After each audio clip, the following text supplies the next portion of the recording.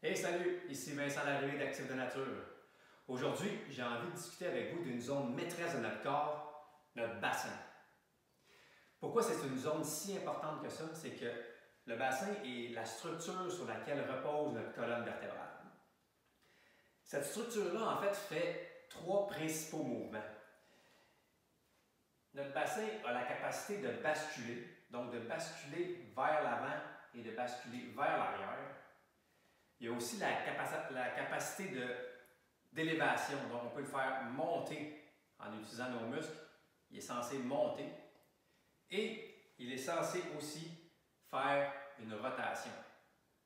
Ce n'est pas des mouvements extrêmement de grande amplitude, mais le bassin doit être capable de faire ces rotations-là.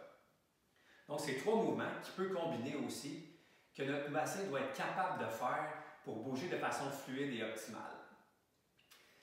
Il y a une chose super importante à comprendre, c'est que notre bassin c'est une zone d'adaptation, c'est une zone tampon en fait qui va s'adapter au mouvement pour protéger notre colonne vertébrale.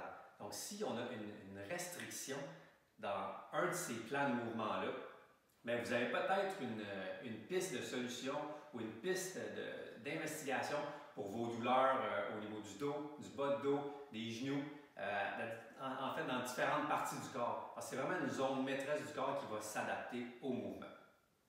Donc aujourd'hui, je voulais qu'on fasse un petit test ensemble, principalement au niveau de la bascule. Donc, comme je vous disais au départ, le bassin doit être capable de basculer vers l'avant. Donc, se créer un creux lombaire, disons, c'est la conséquence. Il doit être capable de basculer vers l'arrière. Donc, vous pouvez essayer ce mouvement-là et voir s'il y en a un qui est plus facile que l'autre. Bascule arrière, bascule avant. C'est important que notre bassin soit capable de faire les deux. Mais vous allez probablement remarquer une limite de mouvement ou un inconfort dans un des deux mouvements. Pour restaurer cette fluidité de mouvement-là, je vous propose aujourd'hui un exercice qui va nous permettre d'améliorer la bascule du bassin. Puis je vais vous donner quelques paramètres pour le personnaliser pour vous. La bascule de notre bassin implique les muscles du bas de nos abdominaux. Ces muscles-là sont hyper importants parce qu'ils stabilisent notre bassin et notre colonne vertébrale en lien avec le poids de nos jambes quand on les bouge, quand on marche, quand on court, quand on fait toutes sortes d'activités sportives. Donc, hyper important que le bas de nos abdominaux soit activé et connecté. L'exercice d'aujourd'hui va permettre, d'activer et de connecter ces muscles-là dans la région du bassin et également de redonner de la mobilité s'il y a une restriction dans un des deux mouvements de bascule. Donc, on va toucher deux de nos 4 fondations de base, donc mobiliser et activer, qui nous permettent de bouger sans douleur le plus possible. Pour l'exercice, si vous avez un foam roller, un bloc de yoga, un objet dans lequel vous pouvez pousser, ça va être intéressant, mais ça se fait aussi sans équipement. On va se coucher au sol. Et là, vous allez basculer le bassin vers l'arrière, donc plaquer le bas du dos au sol. Et là, vous allez sentir au niveau du nombril, un peu plus bas, les muscles abdominaux se contracter. On relève les jambes à 90 degrés. Et c'est là où on peut placer un objet et on va pousser avec les jambes dans notre objet. Et là, on va sentir une activation au niveau des muscles abdominaux, principalement au nombril et un peu plus bas. Là, on pousse avec les jambes dans l'objet en gardant le bassin basculer vers l'arrière. Après 15 à 20 secondes, on peut essayer en gardant notre contraction abdominale, de basculer légèrement le bassin vers l'avant. Donc, on va sentir un petit creux dans le dos se créer, mais essayez de garder la contraction du bas des abdominaux. Super important.